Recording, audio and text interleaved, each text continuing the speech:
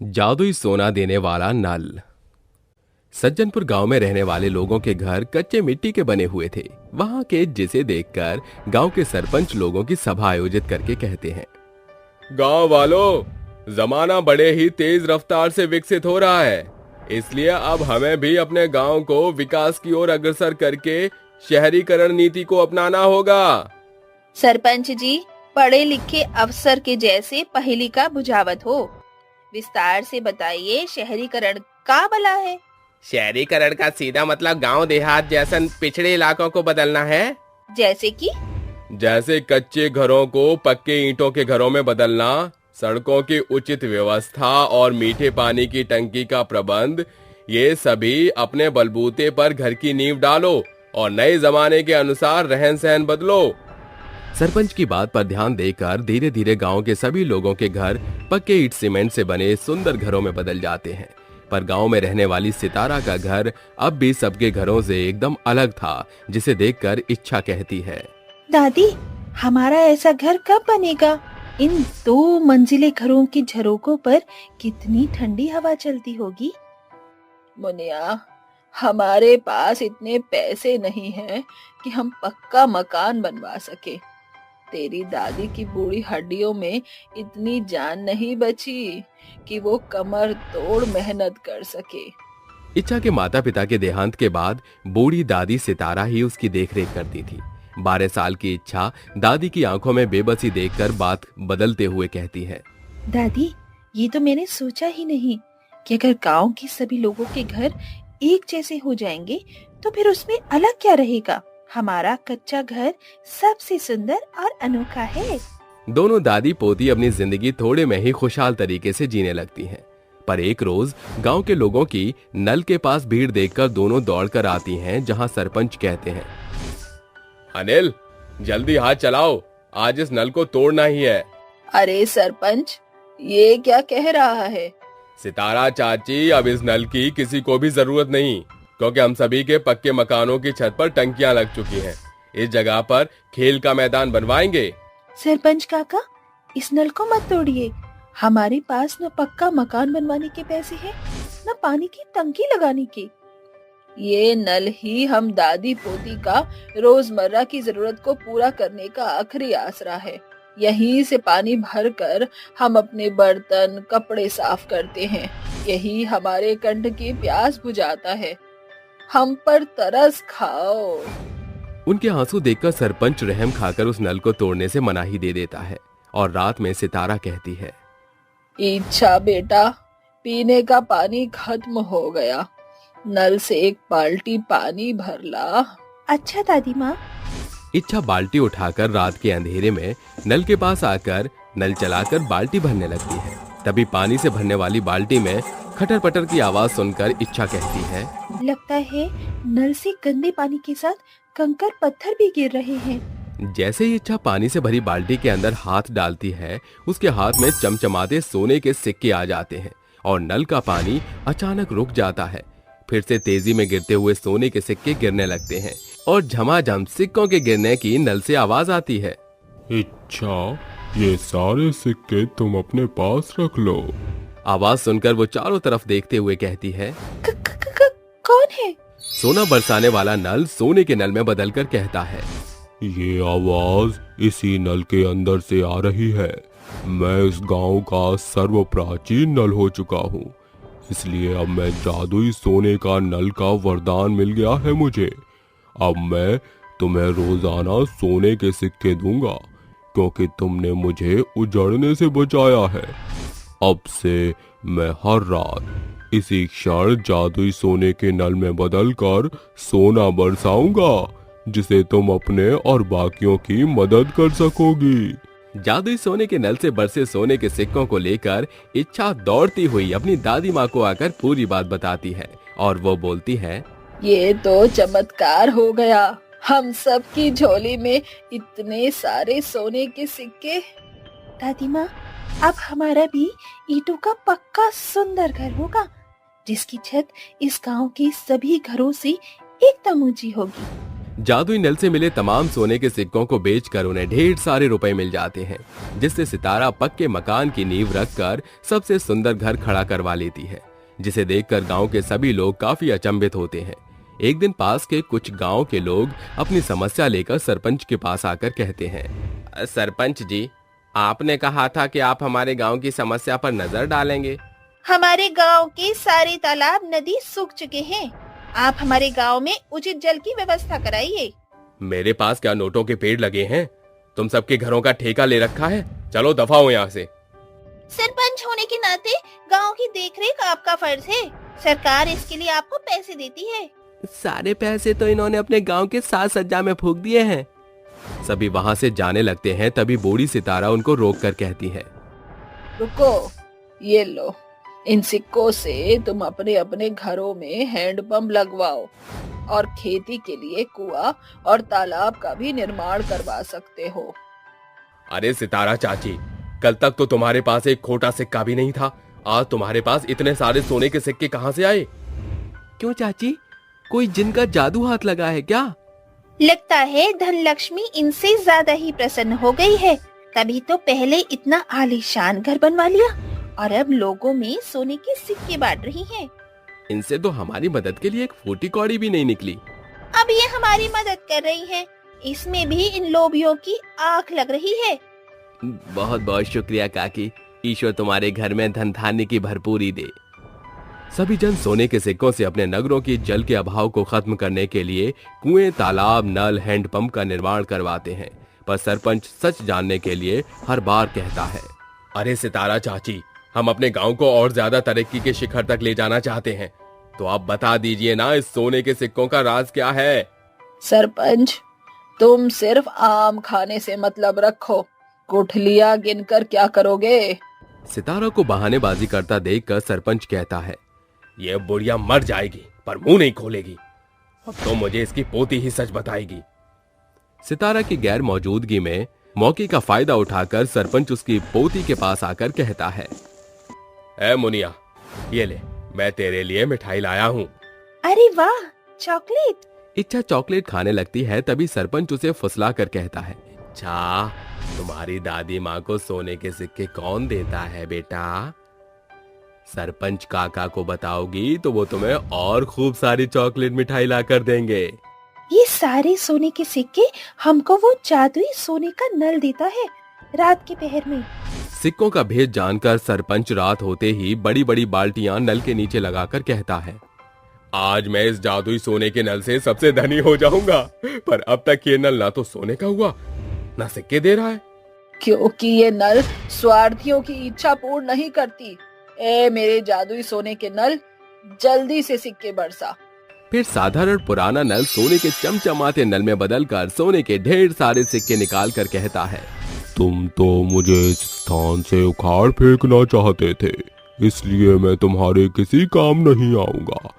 यदि तुमने लालच में मुझे अपने पास रखने की सोची भी तो मैं खोटा सिक्का बन जाऊंगा, क्योंकि मैं सिर्फ अच्छे लोगों की भलाई के काम आऊंगी, तुम जैसे स्वार्थियों के लिए नहीं। इतना कहकर जादुई सोने का नल फिर से अपना पुराना रूप धारण कर लेता है और सरपंच के धनी बनने के विचार धरे के धरे रह जाते हैं और सितारा अन्य कई गांवों में जल की आपूर्ति के कार्य को अंजाम देकर गांव की अवस्था बदलती है। गायत्री अपने बेटे राजवीर की शादी कशिश से करवाकर उसे अपने घर लेकर आई थी, जिसके बाद गायत्री कशिश का गृह प्रवेश करती है और उसे राजवीर के कमरे तक ले जाती है। अरे बहू, ये मेरे बेटे राजवीर का कमरा है। अब ये कमरा तेरा हुआ। अपना जो भी सामान है सारा सही से रख लेना। ये कहकर गायत्री वहां से चली जाती है, जिसके बाद कमरे में राजवीर आता है और कशिश से बातें करने लगता है। कुछ ही देर में वो दोनों सो जाते हैं और अगले दिन सुबह कशिश जल्दी उठकर किचन में पहुंच जाती है और सबके लिए नाश्ता बनाने लगती है। तभी गायत्री नाश्ता करने के लिए आ रही होती है, लेकिन जैसे ही उसकी नजर अपने बेटे राजवीर के कमरे में पड़ती है, वो कमरे में जाकर देखने लगती है। अरे, इस डिब्बे में क्या रखा है? बहुत ही चमक रहा है ये तो। गायत्री कशिश की मेकअप करने की किट को खोलकर देखती है, जिसके अंदर उसे मेकअप करने का कई सारा सामान दिखाई देता है, जिसको देखकर वो अपने मन में सोचती है, इतना सारा मेकअप का सामान, तभी तो मैं सोचूं हमारी बहू इतनी गोरी और चमकीली चमड़ी वाली कैसे पैदा हुई। इसको लगाकर देखूं क्या, मेरी भी चमड़ी गोरी और चमकीली दिखने लगेगी। गायत्री कशिश के मेकअप के सामान को छेड़ने लगती है, जिसके बाद वो शीशे के सामने खड़ी होकर कभी आईलाइनर तो कभी लिपस्टिक तो कभी फेस पाउडर लगाने लगती है, जिसके बाद वो अपना पूरा मेकअप करके नाश्ते की टेबल पर पहुंच जाती है। गायत्री का चेहरा देखते ही राजवीर के मुंह से सारा खाना बाहर निकल आता है और खांसते हुए अपनी माँ गायत्री से कहता है, अरे माँ, क्या हालत बना रखी है तुमने अपनी। अरे जल्दी से मुंह धोकर आओ, पिताजी ने देखा तो उन्हें हार्ट अटैक आ जाएगा। अरे पागल हो गया है क्या, मैं इतना अच्छा मेकअप करके आई हूँ और तू बोल रहा है मुंह धोकर आओ। नहीं, मैं अपना मुंह नहीं धोऊंगी। गायत्री का चेहरा देखकर कशिश जोर जोर से हंसने लगती है, जिसके बाद वो गायत्री से पूछती है, अरे माँ जी, आप तो बहुत ही फनी लग रही हो, लेकिन आपने वो कहावत तो सुनी होगी, बूढ़ी कोड़ी लाल लगाम। अरे माँ जी, आपको ये तैयार होना, मेकअप करना अब इस उम्र में शोभा नहीं देता। जरा अपने आप को आईने में देखिए, किसी जोकर से कम नहीं लग रही हो। अरे तूने मुझे बूढ़ी कैसे बोला, अभी तो मैं जवान हूँ। और तुझे क्या लगता है कि मेकअप सिर्फ तू ही कर सकती है? अब देख, मैं मेकअप करना भी सीख लूंगी और तुझसे ज्यादा खूबसूरत दिखूंगी। गायत्री की बात सुनते ही कशिश जोर जोर से हंसने लगती है। क्या कहा? माँ जी मुझसे खूबसूरत? अरे मुझसे खूबसूरत तो पूरे मोहल्ले में एक भी लड़की नहीं थी। और वैसे भी आप मेरे बारे में जानती नहीं हो, मैंने 3 अवार्ड जीते हैं, और वो भी मेकअप कंपटीशन में। जरूर होगी तू अपने मोहल्ले की सबसे खूबसूरत, लेकिन यहाँ तो सबसे खूबसूरत मैं ही हूँ, और मेरी खूबसूरती के आगे तो तू भी कुछ नहीं है। मेकअप के ऊपर ही दोनों सास बहू के बीच में बहस होने लगती है, जिससे राजवीर बहुत परेशान हो जाता है और गुस्से से खाने की टेबल से उठते हुए कहता है, अरे अरे बस करो, तुम दोनों आपस में क्यों लड़ रही हो, और वो भी मेकअप के पीछे। अरे माँ, आप भी ना जरा देखो आईने में खुद को, ऐसे कोई मेकअप करता है क्या? तभी राजवीर के पिता कर्नल वहां पहुंच जाते हैं। जैसे ही उनकी नजर अपनी पत्नी गायत्री के चेहरे पर पड़ती है, वो उसे देखकर दूर दूर भागने लगते हैं। अरे राजवीर बेटा, ये कौन है जो हमारे घर में सुबह सुबह आ गई? इसे यहाँ से भगाओ, अरे जल्दी करो, इसे यहाँ से भगा दो। कर्नल का ऐसा बर्ताव देखकर गायत्री की आंखों में आंसू आ जाते हैं और वो रोते हुए अपने कमरे में चली जाती है, जिसके बाद वो अपना मुंह धोती है और शीशे के आगे बैठकर खुद से कहती है, अब चाहे कुछ भी हो जाए, मैं अपने चेहरे पर ऐसा मेकअप करूंगी कि पूरी दुनिया मेरे मेकअप की तारीफ करेगी, और फिर देखती हूँ इस कशिश की बच्ची को भी। ऐसे ही धीरे धीरे दिन बीतने लगते हैं और अब गायत्री अपने चेहरे पर कई सारा मेकअप पोत कर यहाँ से वहाँ घूमती रहती है। एक दिन गायत्री मेकअप लगाकर बाजार से सब्जी लेने जाती है, जिसके बाद बाजार में सभी लोग बस उसे ही घूरते रहते हैं। अरे वाह, देखो तो सही, सभी लोग मुझे कितना घूर घूर कर देख रहे हैं। मुझे तो पूरी फिल्म स्टार वाली फीलिंग आ रही है। लोगों के घूरने पर गायत्री बहुत खुश होती है, लेकिन दरअसल वो सभी लोग गायत्री के मेकअप का मजाक उड़ा रहे होते हैं, जिस बात से गायत्री बहुत अनजान होती है। वहीं कशिश कॉस्मेटिक से अपने लिए मेकअप का सामान लेकर रास्ते में आ रही होती है। तभी उसे कुछ औरतों के बात करने की आवाज आती है। अरे उस बुढ़िया को देखा तुमने? बुढ़ापे में भी जवानी का शौक आ रहा है। अरे हाँ हाँ, मैंने देखा उसे। अरे इतना सारा मेकअप उसने अपने चेहरे पर लगाया हुआ है, जैसे मेकअप की पूरी दुकान लेकर घूम रही हो। उन औरतों के बात करने के ढंग से कशिश को ये सब समझने में देर नहीं लगती कि वो औरत और कोई नहीं, उसकी सास गायत्री ही है। जिसके बाद कशिश जैसे ही घर पहुंचती है, वो अपनी सास गायत्री के कमरे में जाती है, लेकिन उस समय गायत्री अपने चेहरे पर मेकअप लगा रही होती है, जिसे देखकर कशिश तुरंत उससे कहती है, माँ जी, आप ये क्या कर रही हो? अरे अगर इतना ही मेकअप का शौक है तो सीख क्यों नहीं लेती हो? आपको पता है जब आप बाहर निकलती हो तो कितने लोग मजाक उड़ाते हैं। अरे जा जा, रहने दे। मैं जानती हूँ कि तू मेरी खूबसूरती से जलती है, इसलिए ये सब बोल रही है। अब जा, मेरे को तैयार होना है। आज मैंने अपने घर पर एक छोटी सी पार्टी रखी है, और देखना सब लोग मेरी खूबसूरती की कितनी तारीफ करेंगे। कशिश के कई बार समझाने के बाद भी गायत्री उसकी एक नहीं सुनती, जिसके बाद वो शाम के लिए तैयार होने लगती है। और जैसे ही शाम होती है तो उसके कुछ दोस्त आते हैं जो पूरी पार्टी में बस उसके चेहरे को देखकर हंसते रहते हैं। गायत्री को ये लगता है कि सब लोग उसकी खूबसूरती की तारीफ कर रहे हैं, लेकिन हकीकत में सब लोग उसका मजाक उड़ा रहे होते हैं। वहीं कशिश दोबारा से अपने कंपटीशन की तैयारी कर रही होती है। कल मेरा कंपटीशन है, इस बार तो मैं ही जीतूंगी। कशिश अपनी पूरी तैयारी के साथ सो जाती है। अगले दिन जैसे ही वे मेकअप कंपटीशन में पहुंचती है, वहां कई सारी लड़कियां मेकअप कंपटीशन के लिए आई होती हैं, लेकिन वहां बाकी लोगों के साथ साथ कशिश की सास गायत्री भी मौजूद होती है, जिसे देखकर कशिश अचंभित रह जाती है। जैसे ही परफॉर्मेंस स्टार्ट होती है, एक के बाद एक सब अपना मेकअप दिखाने लगते हैं। जैसे ही गायत्री की बारी आती है, उसके स्टेज पर आते ही सब लोग उसका मजाक उड़ाने लगते हैं और उसके ऊपर टमाटर और अंडे फेंक कर मारते हैं। इतनी बड़ी बेइज्जती गायत्री से सहन नहीं होती और भागते हुए वो वहां से जाती है, जिसके बाद कशिश अपनी सास को रोकती है और उनको शांत करवाने के बाद उनके चेहरे पर एक बहुत ही प्यारा सा मेकअप करती है, जिसके बाद वो उसे परफॉर्मेंस के लिए स्टेज पर ले जाती है। उसका मेकअप देखकर सभी लोग बहुत तारीफ करते हैं। बहुत ही कमाल का मेकअप किया है, आपके मेकअप ने उम्र को भी छुपा दिया। असली अवार्ड के हकदार सिर्फ और सिर्फ आप हो। उस कंपटीशन में कशिश के साथ साथ गायत्री को भी अवार्ड मिलता है और वो दोनों खुशी खुशी वापस घर आ जाते हैं। गायत्री को अपनी गलती पर पछतावा होता है, जिसके बाद वो कशिश से मेकअप करना सीखती है और अपनी बहू के साथ खुशी खुशी रहती है। हैंडपंप पर आना मना है। अरे ये चिलचिलाती गर्मी साली हर बरस दस्तक देने के साथ पूरे गांव को धधकती भट्टी की तरह जलाने लगती है। ये जेठ की रात भी लुबरी दोपहरिया से कम नहीं है। पसीने से सराबोर भीमा बाल्टी उठाकर रात में हैंडपंप के पास आकर नहाते हुए कहता है, अब जाके शरीर को ठंडक पड़ी है, 2-4 लोटा और उड़ेल लेता हूँ। भीमा पुनः हैंडपंप चलाने लगता है। तभी एक दोहरी आवाज उसके कानों में पड़ती है, चले जाओ, हैंडपंप पर आना मना है। आवाज सुनकर वो हैंडपंप चलाना रोक कर कहता है, अरे कहीं मेरे कान तो नहीं बज रहे हैं, ऐसा लगा जैसे कोई बुदबुद आया हो। रात का मंजर है, आकाश के परिंदे की शोर होगी। अचानक उसकी नजर बाल्टी में भरे खून पर पड़ती है, जिसे देखकर वो कहता है, खून? अरे कहीं हैंडपंप पर किसी चुड़ैल का साया तो नहीं? भूतिया हैंडपंप अपने आप चलने लगता है और उसके अंदर से एक बड़ी भयानक चुड़ैल अपनी बच्ची के साथ बाहर निकलकर कहती है, कहा था ना हैंडपंप पर आना मना है, अब तुझे मरना होगा।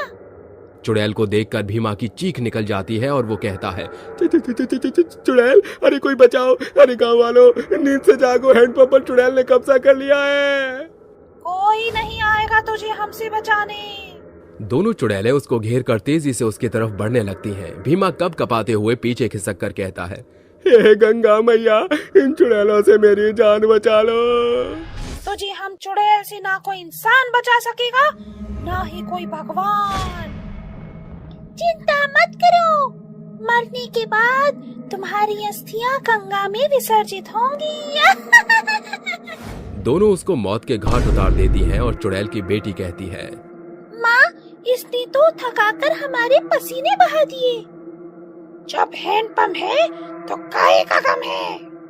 चुड़ैल अपनी भूतनी बेटी को भूतिया हैंडपंप के अंदर से निकल रहे खून से नहला देती है और दोनों चुड़ैल हैंडपंप के पास बैठकर सारी रात लोगों के आने की राह ताकती हैं और सूरज की किरणों के साथ गायब हो जाती हैं। लगातार हो रही मौत देखकर गांव वालों के मन में बेतहाशा दर्द था। एक रात एक दंपति सड़क से गुजर रहा था। सुनो जी, और कितना दूर जाना है? अभी तो आधे रास्ते भी नहीं आए हैं। मुझसे और नहीं चला जाएगा, प्यास के मारे मेरी जान निकल रही है। इस सुनसान जगह पर तुम्हारे लिए पानी कहाँ से लेकर आऊं?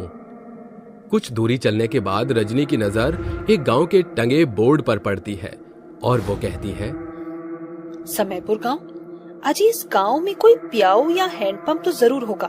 चलो ना, प्यास के मारे मेरा गला सूखा जा रहा है। दोनों सीमा पार करके गांव में कदम रखते हैं। तभी चुड़ैल अपने माया जाल से हैंडपंप के पास एक बोर्ड बना देती है, जिसे पढ़कर सागर कहता है, हैंडपंप पर आना मना है। रजनी, चलो यहाँ से, मुझे नहीं लगता इस हैंडपंप का पानी पीना उचित रहेगा। पगला गए हो क्या? इतने मीलों की दूरी हमने इस आदेश का पालन करने को नहीं बल्कि अपनी प्यास बुझाने को तय की है। दोनों हैंडपंप से पानी पीकर गहरी सांस भरते हैं।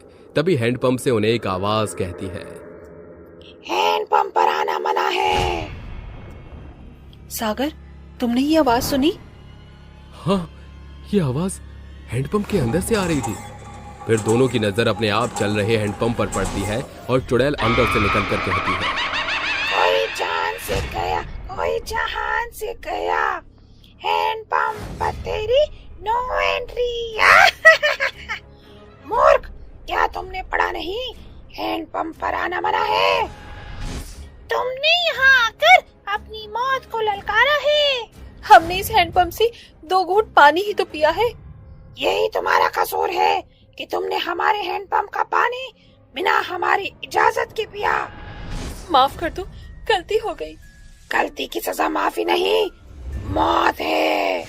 चुड़ैल की टोली सागर की आंखों के सामने रजनी को बेरहमी से मार देती है और चुड़ैल कहती है, अब तेरा क्या होगा कालिया?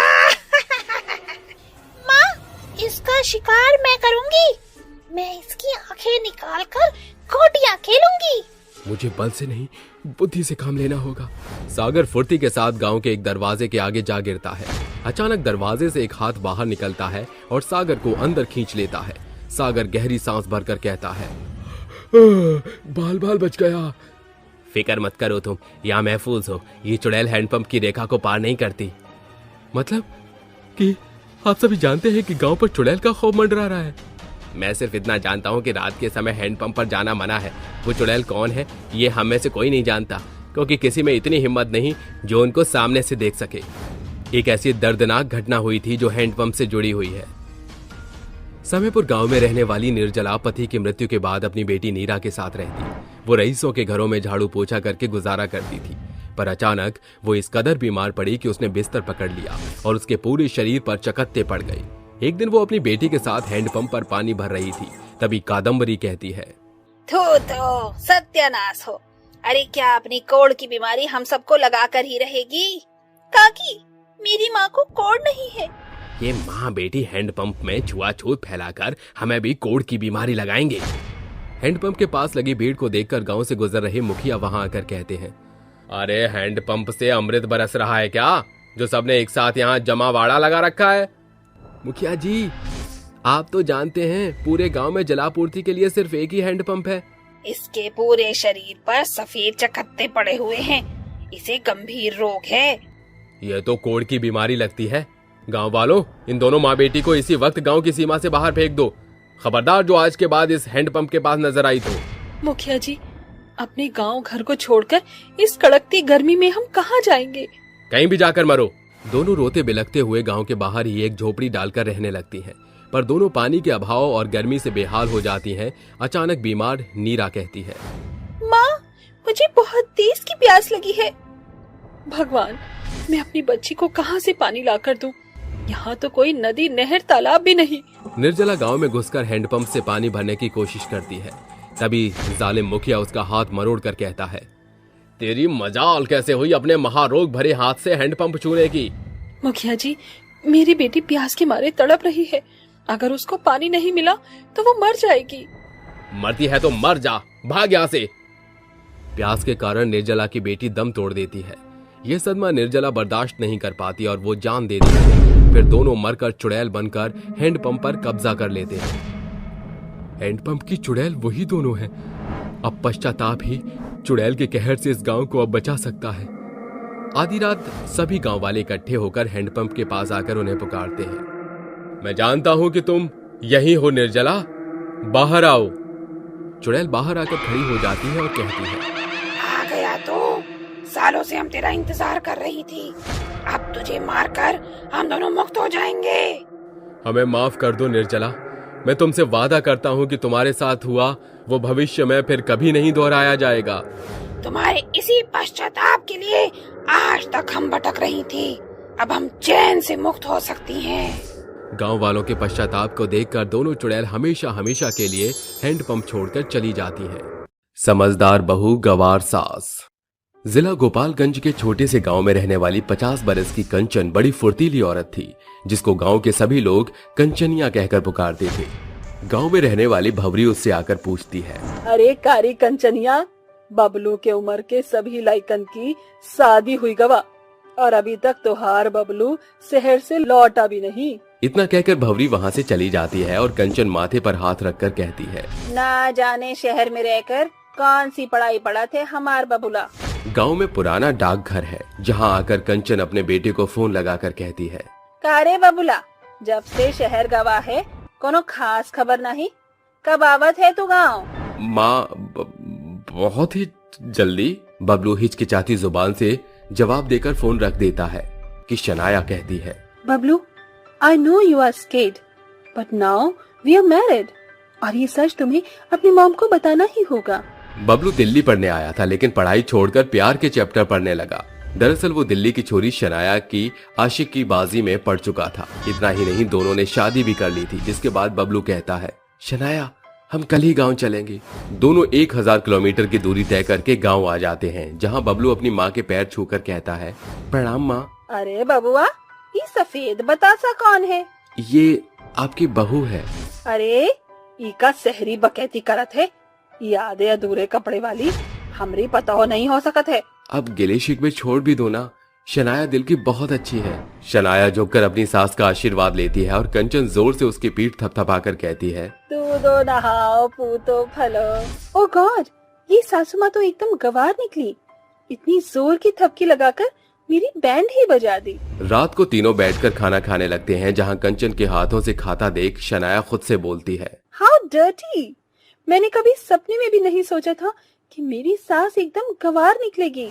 अरे का हुआ बहुरिया, तू खाद को नहीं रही? वो सासू माँ, मुझे भूख नहीं है।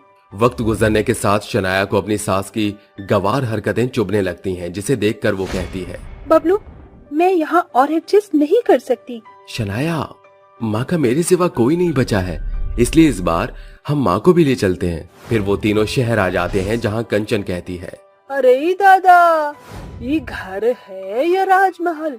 इतना आलीशान घर। शनाया, मुझे इमीडिएटली ऑफिस जाना होगा। सलीना जेटली नहीं, इमीडिएटली, मतलब कि जल्दी जाना होगा।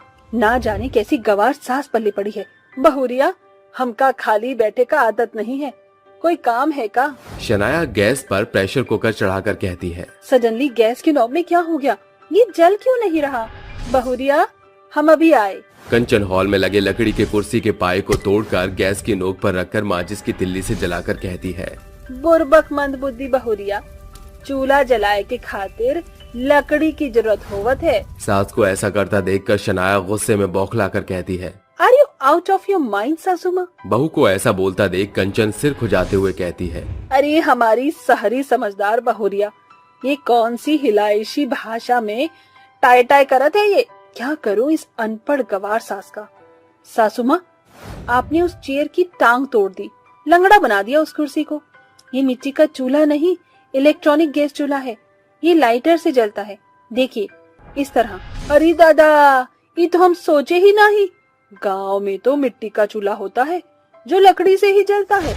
समय बीतता है और रविवार के दिन कंचन सुबह उठकर कहती है, अरे आज तो इतवार का दिन है, आज तो पूरा घर गोबर मिट्टी से लीपना बनता है।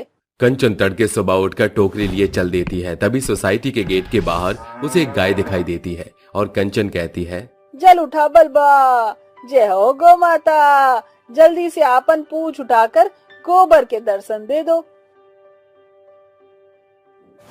कंचन गोबर से घर लीपते हुए कहती है, चल कंचनिया, आज कोना कोना बचे के नहीं, चाहे पूरे घर को गौ माता के गोबर से जल्दी जल्दी लीप डाल। तभी कमरे से नींद में चलती हुई शनाया गोबर की लीपन पर फिसलकर जोर से जमीन पर गिरते हुए कहती है, आउच, मेरा पैर। अरे बहुरिया, कौने धुन में चल रही थी कि जमीन की धूल चाट ली? कदुआ फूटा की बचा। तभी शनाया की नजर गोबर से सने हुए घर के फर्श पर पड़ने के साथ वो कहती है, ये ग्रीन ग्रीन सा क्या है और ये इतना स्मेल क्यों आ रही है? अरे बहुरिया, ये गाय का गोबर है, आज इतवार है ना, इसीलिए पूरा घर शुद्ध करके वास्ते गोबर से लेप दिया है।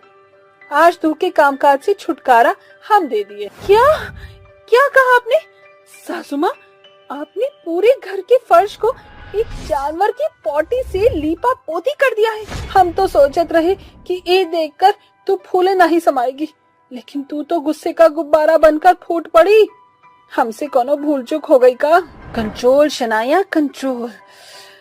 मुझे सासू माँ पर इस तरह चिल्लाना नहीं चाहिए, पर क्या करूं मैं सासू माँ की गवार हरकतों का, जो खत्म होने का नाम ही नहीं लेती। वक्त गुजरता है और एक शाम शनाया बाजार जाती हुई कहती है, सासू माँ, मैं मार्केट जा रही हूँ।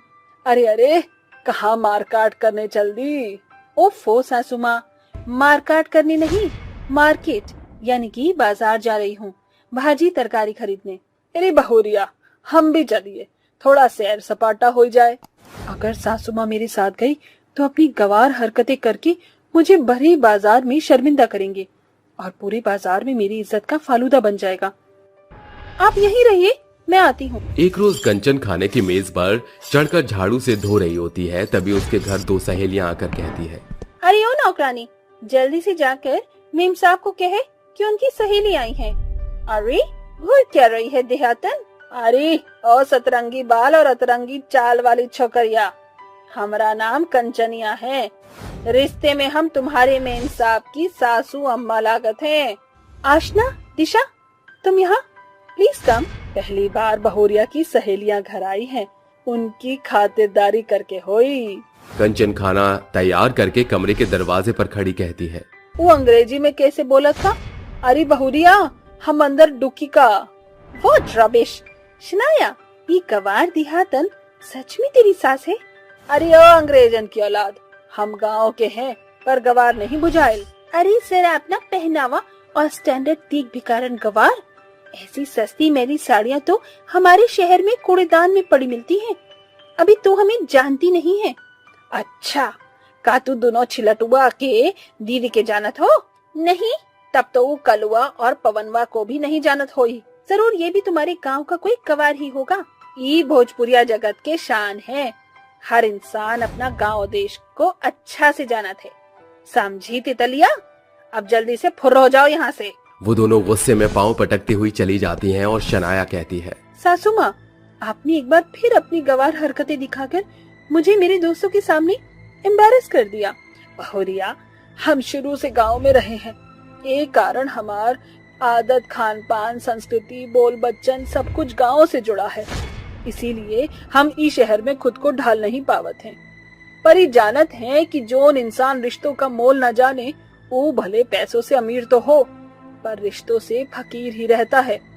हम तुमसे उम्र में बहुत बड़े हैं, लेकिन तो के शहर के रहने का चल ढाल, उठना बैठना बखूबी मालूम है हमें।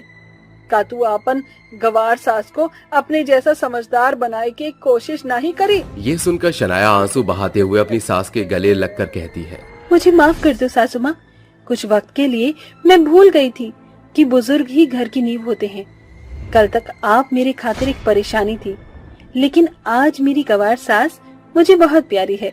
मैं आपको शहर के तौर तरीके सिखाऊंगी, वो भी प्यार से। शनाया अपनी कड़ी मेहनत से अपने गांव की गंवार सास को शहर के सांचे में ढाल लेती है। इसी के साथ गंवार सास और समझदार बहू की ये कहानी यहीं समाप्त हो जाती है। 3 जादुई सोने के नल। सुधा और उसका भाई राहुल दोनों की उम्र तो बहुत कम थी, लेकिन छोटी सी उम्र में ही उनके ऊपर दुखों का पहाड़ टूट पड़ता है। भैया, माँ और पापा हमें छोड़कर चले गए। क्यों चले गए? अरे रोती क्यों हो? मैं हूँ ना। लेकिन भैया, अब खाने के लिए पैसे कहाँ से आएंगे? पहले तो पापा कमा कर लाते थे ना। मैं देखता हूँ, कल कहीं काम ढूंढूंगा। अगले दिन सुबह राहुल उठकर काम देखने जाता है।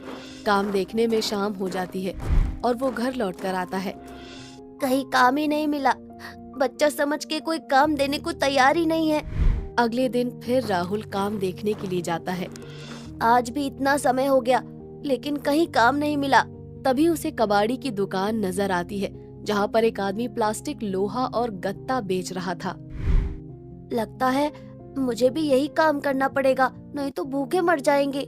और राहुल सड़कों और गलियों से लोहा प्लास्टिक उठाने लग जाता है और शाम को सब बेचकर घर आता है।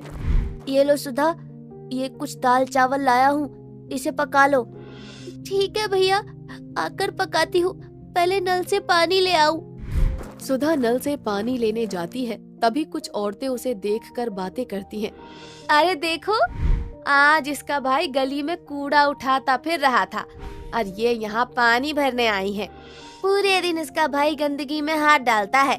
ऐसे लोगों को हमें अपने नल पर पानी नहीं भरने देना चाहिए, हमारे बर्तनों में भी गंदगी आ जाएगी। ए लड़की, भाग यहाँ से, तू यहाँ पानी नहीं भरेगी। लेकिन काकी, इस गांव में तो यही एक नल लगा हुआ है ना, अगर यहाँ से पानी नहीं लेंगे तो हम पानी कहाँ से पिएंगे? हमें क्या पता है कि पानी कहाँ से पियोगी, लेकिन यहाँ से तो तू पानी नहीं भरेगी।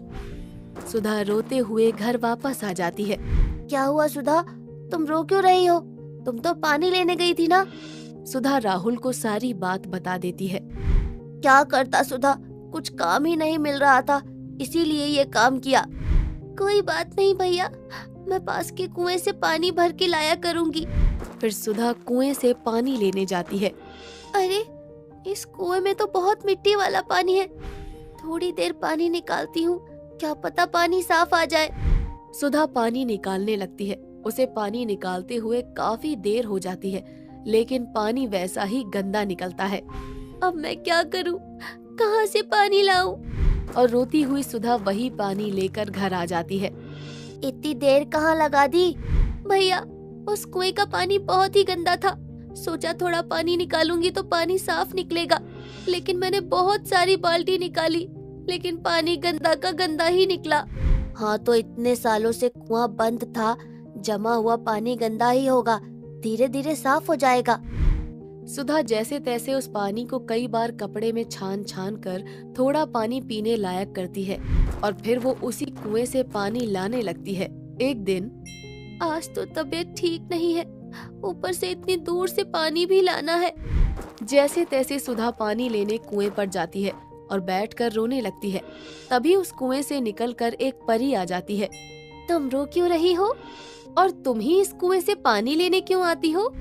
पहले तो सुधा डर जाती है, लेकिन परी के समझाने पर वो सारी बात परी को बता देती है। तुम रोना बंद करो और अपने घर जाओ, अब से तुम्हारे सारे दुख खत्म हो जाएंगे। लेकिन तुम कौन हो? मैं कुएं में रहने वाली परी हूँ। इसके अंदर हमारी अपनी दुनिया है।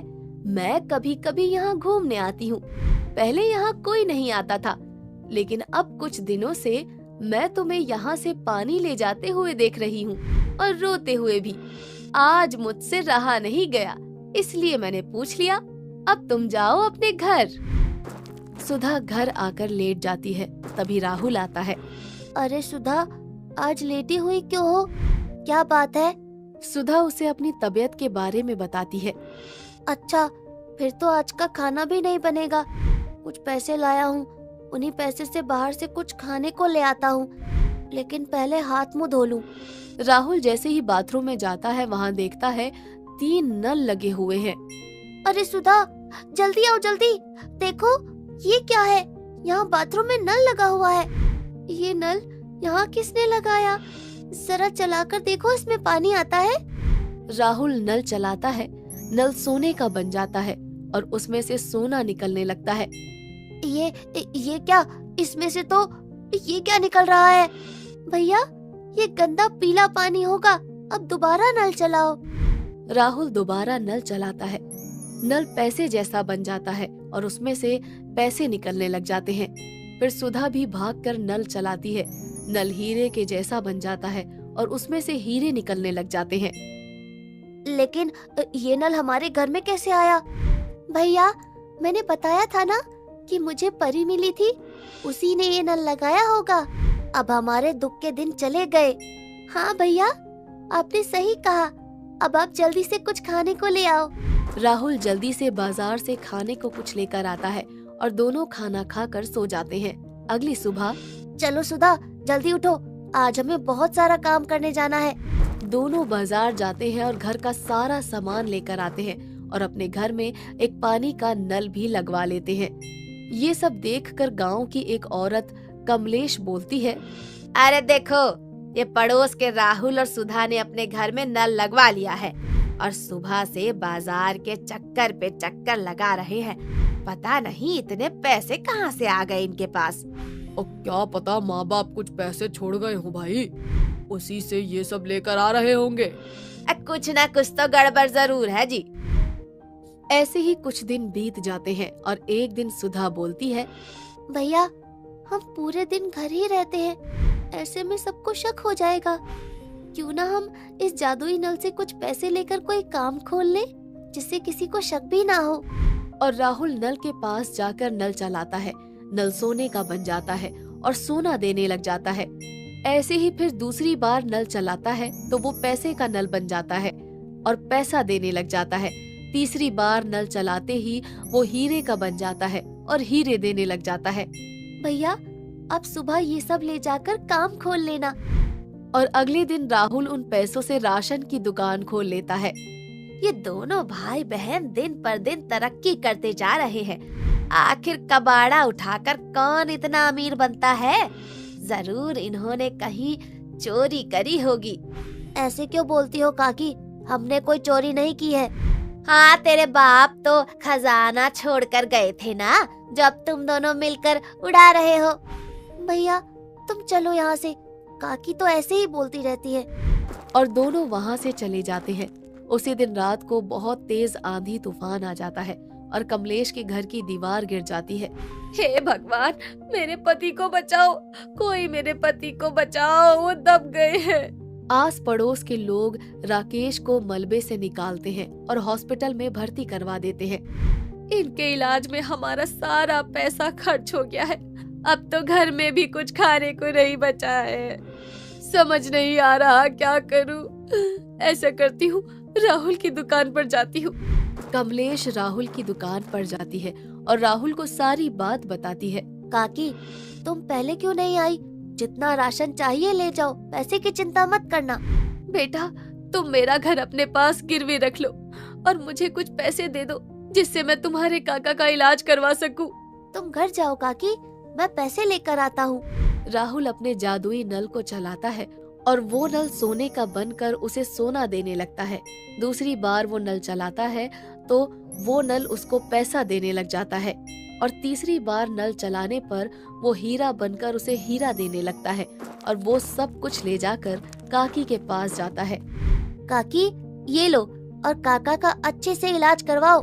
मैंने तुम्हारी कितनी बेइज्जती करी है, लेकिन तुमने हमारी फिर भी मदद करी। कोई बात नहीं काकी, इंसान ही इंसान के काम आता है।